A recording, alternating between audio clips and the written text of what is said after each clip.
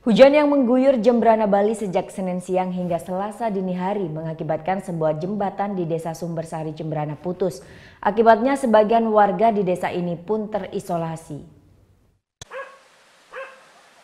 Hujan deras yang mengguyur Kabupaten Jembrana menyebabkan banjir dan air sungai di Desa Sumbersari meluap. Akibatnya jembatan yang dibangun sejak 1974 itu pun ambruk disapu banjir. Jalan pun terputus sehingga menyebabkan sejumlah kepala keluarga di Desa Sumbersari, Kecamatan Melaya ini terisolir. Salah seorang warga Desa Sumbersari mengaku terkejut di saat hendak ke pasar untuk berbelanja barang dagangan pada Selasa dini hari. Beruntung dirinya yang mengendarai sepeda motor ini tidak menjadi korban sehingga tidak terjatuh ke sungai.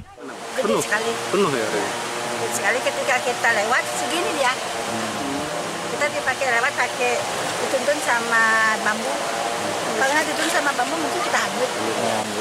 Kami merasa kesulitan, apalagi kami nggak bisa lewat.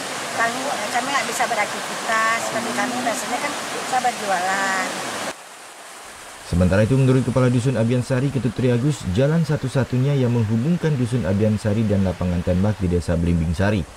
10 kepala keluarga di Desa Sumbersari ini terpaksa berjalan kaki menuruni sungai yang telah dipasang tangga darurat oleh warga. Sementara ini kami akan membuat jembatan darurat dari kayu. Kami sedang mengerjakan sekarang. Kalau jangka panjang Pak sudah dilaporkan Pak ke pemerintah daerah sendiri Pak? Ya, kami sudah melaporkan ke pihak yang wajib. Pengukuran terhadap ambrolnya jembatan di Desa Sumbersari ini telah dilakukan oleh Dinas Pekerjaan Umum Kabupaten Jembrana.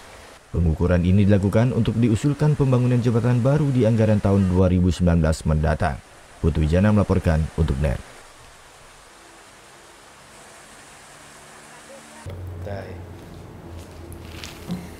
Udah selesai kan nontonnya? Nah, jadi jangan lupa buat like, komen, dan subscribe ya.